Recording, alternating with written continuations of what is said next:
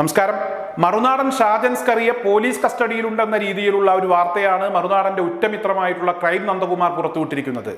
അതീവ രഹസ്യമായി, അതായത് എറണാകുളത്തെ പ്രിൻസിപ്പൽ സെഷൻസ് കോടതി ജാമ്യം നിഷേധിച്ച സാഹചര്യത്തിൽ അതീവ രഹസ്യമായി പോലീസ് പിന്തുടർന്ന് മറുനാടനെ കസ്റ്റഡിയിലെടുത്തു.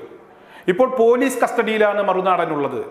അറസ്റ്റ് രേഖപ്പെടുത്തിയിട്ടില്ല, കോടതിയെ വിവരം അറിയിച്ചിട്ടില്ല. എല്ലാവിധ നിയമങ്ങളും കാറ്റിൽ പറത്തി മറുനാടനെ കസ്റ്റഡിയിൽ വെച്ച് പിണറായിയുടെ പോലീസ് പീഡിപ്പിക്കുന്നു. പച്ചക്കള്ളമാവാനാണ് സാധ്യതയുള്ളൂ. കാരണം ഞാൻ ഒരിക്കലും അത്തരത്തിലൊരു വാർത്ത അല്ലെങ്കിൽ അത്തരത്തിലൊരു പ്രചരണം വിശ്വസിക്കുന്നില്ല. ആരും വിശ്വസിക്കരുത്. കാരണം ഇയാളെ പിടിച്ചുകൊണ്ടുപോയി പീഡിപ്പിക്കാൻ മാത്രമൊന്നുമുള്ള മുതലില്ല. ഇയാളിങ്ങനെ വായിട്ട് കീറുക എന്നല്ലാതെ ഒരു കാര്യത്തിനും കൊള്ളില്ല. പോലീസിനെയും അതുപോലെ തന്നെ മുഖ്യമന്ത്രിയെയും ആഭ്യന്തരമന്ത്രിയെയും അതുപോലെ തന്നെ സർക്കാരിനെയും ഒക്കെ എന്തൊക്കെ വാക്കുകൾ ഉപയോഗിച്ചാണ് ഇയാൾ അധിക്ഷേപിച്ചിരുന്നത്. ഇനി കേരള പോലീസ് മുഴുവൻ തോക്കെടുത്ത് ഇയാളുടെ നേരേക്ക് വന്നാലും ഇയാൾ നെഞ്ചു വിരിച്ചു നിൽക്കും, നിറയൊഴിച്ചു കൊള്ളാൻ പറഞ്ഞ് നെഞ്ചു വിരിച്ചു നിൽക്കും എന്ന രീതിയിലായിരുന്നു ഇയാളുടെ പ്രസംഗങ്ങൾ.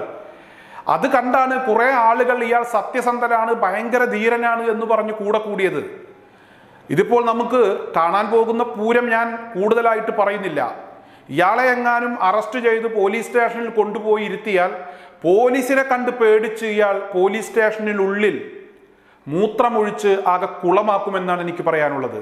ആ പരിസരത്തുള്ള ഒരാൾക്കും അവിടെ താമസിക്കാൻ കഴിയില്ല.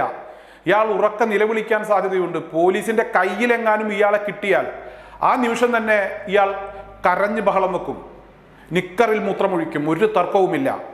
ഇപ്പോൾ ഇയാളെ ധീരനാക്കാൻ വേണ്ടി ചിലർ ഇറങ്ങിപ്പുറപ്പെട്ടിരിക്കുകയാണ്.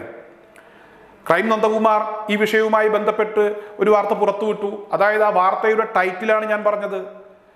മറുനാടൻ ഷാജൻ പോലീസ് കസ്റ്റഡിയിലോ, പോലീസ് കസ്റ്റഡിയിൽ വെച്ച് പീഡനം അനുഭവിച്ചുകൊണ്ടിരിക്കുകയാണ്, പോലീസ് വേട്ടയുടെ ഇരയാണ്, സർക്കാർ വേട്ടയുടെ ഇരയാണ്, സർക്കാർ നിരന്തരം മാധ്യമ വേട്ട നടത്തിക്കൊണ്ടിരിക്കുകയാണ്. ഇത്തരത്തിലുള്ള ഒരു വാർത്ത പ്രചരിപ്പിക്കുക. മറുനാടൻ്റെ ആരാധകർ ആ വാർത്ത ഏറ്റെടുക്കുന്നു, അത് പരമാവധി ആ വാർത്ത പ്രചരിപ്പിക്കുന്നു. എന്നിട്ടത് ചില കേന്ദ്ര മന്ത്രിമാരുടെയും അതുപോലെ തന്നെ മറ്റ് പ്രധാനമന്ത്രിയുടെയും ഒക്കെ ശ്രദ്ധയിൽ കൊണ്ടുവരാൻ ശ്രമിക്കുക. ആരുടെ ശ്രദ്ധയിൽ കൊണ്ടുവന്നിട്ടും കാര്യമില്ല. ഈ ഒരു വിഷയത്തിൽ ഒരാളും മറുനാടന് വേണ്ടി ഇടപെടാൻ പോകുന്നില്ല.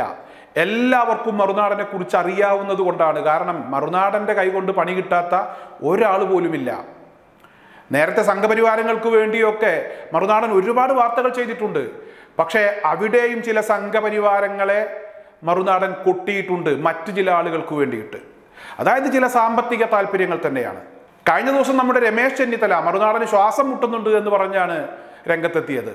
അതായത് സർക്കാർ ശ്വാസം മുട്ടിക്കുന്നു, പോലീസ് ശ്വാസം മുട്ടിക്കുന്നു, പോലീസ് പീഡിപ്പിക്കുന്നു.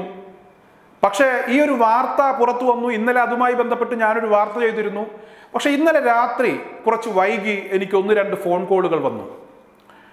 കോൺഗ്രസ് നേതാക്കൾക്ക് പലതും പേടിക്കാനുണ്ട്. കാരണം അവർക്ക് ഒരുപാട് പ്രശ്നങ്ങൾ അവർക്ക് ഇതിനു മുമ്പുണ്ടായിട്ടുണ്ട്. ഇപ്പോഴും പല പ്രശ്നങ്ങളിലൂടെയാണ് അവർ മുന്നോട്ട് പോയിക്കൊണ്ടിരിക്കുന്നത്. അതുകൊണ്ട് തന്നെ ആളുകളുടെ കിടപ്പുമുറിയിലെ രഹസ്യം പോലും ചോർത്തി പുറത്തു പറയാൻ ഒരു മടിയുമില്ലാത്ത മറുനാടൻ്റെ കയ്യിലെങ്ങാനും ഈ കോൺഗ്രസ് നേതാക്കളുമായി ബന്ധപ്പെട്ട് ഏതെങ്കിലും തരത്തിലുള്ള രഹസ്യങ്ങൾ ഉണ്ടാകാനുള്ള സാധ്യതയുണ്ട്. അതുകൊണ്ട് തീർച്ചയായും കോൺഗ്രസ് നേതാക്കൾ മറുനാടനു വേണ്ടി നിൽക്കും, മറുനാടനു വേണ്ടി സംസാരിക്കും. അത് മുഴുവൻ മറുനാടനോടുള്ള താല്പര്യം കൊണ്ടൊന്നുമല്ല, പക്ഷേ അവർക്ക് വേറെ നിവൃത്തിയില്ല എന്ന രീതിയിലുള്ള ഒരു ഫോൺ കോളാണ് എനിക്ക് ഇന്നലെ. വളരെ അടുത്തൊരു സുഹൃത്താണ്. പക്ഷെ ഞാൻ ആരെക്കുറിച്ചാണ് പറഞ്ഞത് എന്നൊന്നും ഞാൻ പറയാൻ പോകുന്നില്ല. ഇവിടുത്തെ കോൺഗ്രസ് നേതാക്കളുമായി ബന്ധപ്പെട്ട് അത്തരത്തിലുള്ള പല ആരോപണങ്ങളും ഉണ്ടായിട്ടുണ്ട്.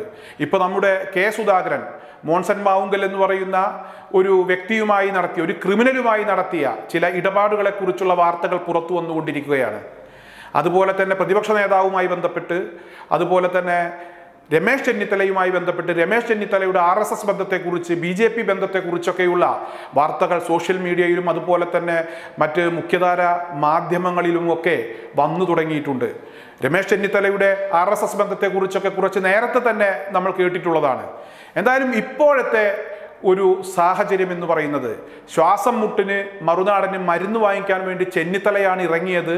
പക്ഷേ തൽക്കാലം ചെന്നിത്തലക്ക് ആ മരുന്ന് അന്വേഷിച്ച് അധികം അലയേണ്ടി വന്നിട്ടില്ല.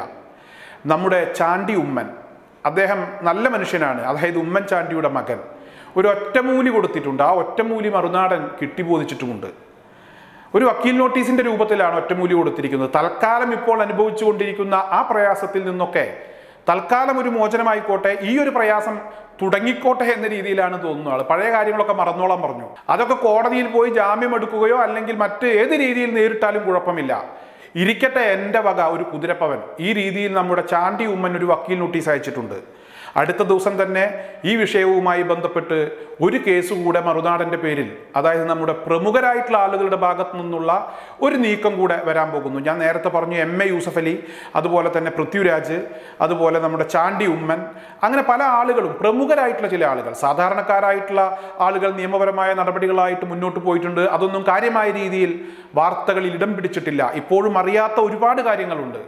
കഴിഞ്ഞ ദിവസം ഞാൻ തന്നെ ചെയ്ത ഒരു വാർത്ത, ഒരു ഓസ്ട്രേലിയയിലുള്ള ഒരു അധ്യാപകനുമായി ബന്ധപ്പെട്ട്, ആ അധ്യാപകന് പോപ്പുലർ ഫിനാൻസ് തട്ടിപ്പുമായി ബന്ധപ്പെട്ട് ആൾക്ക് പങ്കുണ്ട് എന്ന് പറഞ്ഞ ആളെ അപമാനിച്ച ഒരു വാർത്ത. ആ വിഷയത്തിൽ അദ്ദേഹം എറണാകുളത്തെ സബ് കോടതിയിൽ കേസ് ഫയൽ ചെയ്തിട്ടുണ്ട്. ആ കേസുമായി ബന്ധപ്പെട്ട് കോടതി നടപടി സ്വീകരിച്ചു വരികയാണ്. തീർച്ചയായും ക്രിമിനൽ കേസിലേക്ക് കടക്കുകയാണ്. ആ വിഷയവുമായി ബന്ധപ്പെട്ട് ക്രിമിനൽ കേസ് കൂടെ ഇപ്പോൾ ഫയൽ ചെയ്യാൻ പോവുകയാണ്. പത്തനംതിട്ട മീഡിയ എന്നു പേരുള്ള ഒരു ഓൺലൈൻ മാധ്യമ സ്ഥാപനം, അതിൻ്റെ ഉടമസ്ഥനും ഈ വിഷയവുമായി ബന്ധപ്പെട്ട് കേസുണ്ട്. 1 കോടി രൂപ നഷ്ടപരിഹാരം വേണമെന്നാണ് ആവശ്യപ്പെട്ടിരിക്കുന്നത്. എന്തായാലും അന്ന് ഞാൻ ആ വാർത്ത ചെയ്തപ്പോൾ ഓസ്ട്രേലിയയിൽ മറുനാടനു വേണ്ടി പണപ്പിരിവിന് ചെന്ന ഏജന്റ് ആരാണ്, ആ പേര് പുറത്തുവിടണം എന്ന് പറഞ്ഞ് പലരും വലിയ രീതിയിൽ പ്രതികരണങ്ങൾ നടത്തിയിരുന്നു. എൻ്റെ വീഡിയോ കടിയിൽ വന്നു നിന്നുകൊണ്ട് എന്നെ വെല്ലുവിളിച്ചിരുന്നു. വെല്ലുവിളിച്ചവരോടൊക്കെ ഞാനിപ്പോൾ ഒരു കാര്യം പറയുകയാണ്. അക്കാര്യത്തിന് കൃത്യമായ തെളിവ് എൻ്റെ കയ്യിൽ കിട്ടിയിട്ടുണ്ട്. എന്തായാലും ആ തെളിവ് ഞാൻ നിങ്ങളിലേക്ക് എത്തിക്കും. പണം ആവശ്യപ്പെട്ട് ഓസ്ട്രേലിയയിൽ ചെന്ന വ്യക്തി പിന്നീട് അവിടെ ചെന്ന് കാലി പിടിച്ച് കരഞ്ഞ് കേണപേക്ഷിച്ച് പോന്നതുമായി ബന്ധപ്പെട്ട് രേഖയുണ്ട്, കൃത്യമായ രേഖയുണ്ട്. ആ രേഖ, അതിൻ്റെ വിശദാംശങ്ങൾ സഹിതം ഞാൻ നിങ്ങളിലേക്ക് എത്തിക്കും, തർക്കമില്ല. എല്ലാ കാര്യങ്ങൾ കൂടി ഞാൻ പറഞ്ഞ് മറുനാടനെയും മറുനാടൻ്റെ ആരാധകരെയും ബുദ്ധിമുട്ടിക്കുന്നില്ല. ഇപ്പോഴത്തെ ഏറ്റവും ലേറ്റസ്റ്റ് എന്ന് പറയുന്നത് ചാണ്ടി ഉമ്മൻ്റെ വക്കീൽ നോട്ടീസാണ്. ആ വിഷയം ചാണ്ടി ഉമ്മൻ നടപടി സ്വീകരിക്കും എന്നൊക്കെ പറഞ്ഞിരുന്നു. ചെന്നിത്തലയുടെ ഇടപെടലും അതുപോലെ തന്നെ കോൺഗ്രസ്സുകാരുടെ മനംമാറ്റവും ഒക്കെ ഉണ്ടായ സാഹചര്യത്തിൽ ഇവിടെ ചാണ്ടി ഉമ്മനെങ്ങാനും മാറിപ്പോയോ, അദ്ദേഹം നടപടിയിലേക്ക് പോവാതെ മറ്റു വിഷയങ്ങളിലേക്കൊന്നും പോകാതെ കോൺഗ്രസ്സുകാരുടെ ആ നിലപാട് ചാണ്ടി ഉമ്മനും സ്വീകരിച്ചോ എന്ന ഒരു സംശയം പലർക്കും ഉണ്ടായിരുന്നു. ഒരു സംശയവും വേണ്ട, ചാണ്ടി ഉമ്മൻ്റെ വക ഒരു കുതിരപ്പവൻ മറുനാടന് കൊടുത്തിട്ടുണ്ട്. വരും ദിവസം ആ വിഷയവുമായി ബന്ധപ്പെട്ടുള്ള കേസ് കോടതിയിലെത്തും. മറുനാടൻ സമാധാനം പറയേണ്ടി വരും. ഇവിടെ ഒരു കാര്യം മനസ്സിലാക്കേണ്ടത് രമേശ് ചെന്നിത്തലയും അതുപോലെ തന്നെ രമ്യ ഹരിദാസുമാണ്. എത്ര പറഞ്ഞാലും മനസ്സിലാകില്ല എന്നറിയാം. അതുപോലെ VD സതീശൻ, K സുധാകരൻ തുടങ്ങിയ ആളുകൾ, നിങ്ങളുടെ പാർട്ടിയുടെ ഒരു നേതാവ്, അതുപോലെ തന്നെ കേരളത്തിൻ്റെ മുഖ്യമന്ത്രിയായിരുന്നിട്ടുള്ള ഒരു വ്യക്തി, ഇപ്പോൾ അദ്ദേഹം രോഗം വന്ന് കുറച്ച് അവശത അനുഭവിച്ചു കൊണ്ടിരിക്കുന്നു. രോഗം വന്നാലും അതുപോലെ തന്നെ ഏതെങ്കിലും തരത്തിൽ ഒറ്റപ്പെട്ടു പോയാലുമൊക്കെ കോൺഗ്രസ്സുകാരുടെ അവസ്ഥ ഇതാണ് എന്ന് നിങ്ങൾ എന്തായാലും വിളിച്ചു പറഞ്ഞിരിക്കുകയാണ്. ഇനിയുള്ള ആളുകൾക്ക് ഏത് രീതിയിലാണ് ഈ പാർട്ടിയെ കാണേണ്ടത്, ഈ പാർട്ടിയിൽ നിന്ന് എത്രമാത്രം പിന്തുണ കിട്ടും എന്നതിനെ കുറിച്ചൊക്കെ ഒരു കാര്യം ബോധ്യപ്പെട്ടിരിക്കുകയാണ്. എന്തായാലും ആ വന്യവയോധികനായിട്ടുള്ള ആ നേതാവിനെ, ഉമ്മൻചാണ്ടിയെ വളരെ മോശമായ രീതിയിൽ പറഞ്ഞു. ഉമ്മൻചാണ്ടിയുടെ മകൻ നിയമപരമായ നടപടി സ്വീകരിച്ചു. ഇപ്പോഴും ഇവിടുത്തെ ചില കോൺഗ്രസ് നേതാക്കൾ മറുനാടന് ഐക്യദാർഢ്യം പ്രഖ്യാപിച്ചു നിൽക്കുകയാണ്. എന്തായാലും ഇവരുടെയൊക്കെ ഈ ഇരട്ടത്താപ്പ് അല്ലെങ്കിൽ ഇവരുടെയൊക്കെ ഈ ഒരു കാപട്യം ഇവിടുത്തെ സാധാരണക്കാരായിട്ടുള്ള കോൺഗ്രസ് പ്രവർത്തകർ മനസ്സിലാക്കണമെന്ന് മാത്രമാണ് എനിക്ക് ഈ അവസരത്തിൽ പറയാനുള്ളത്.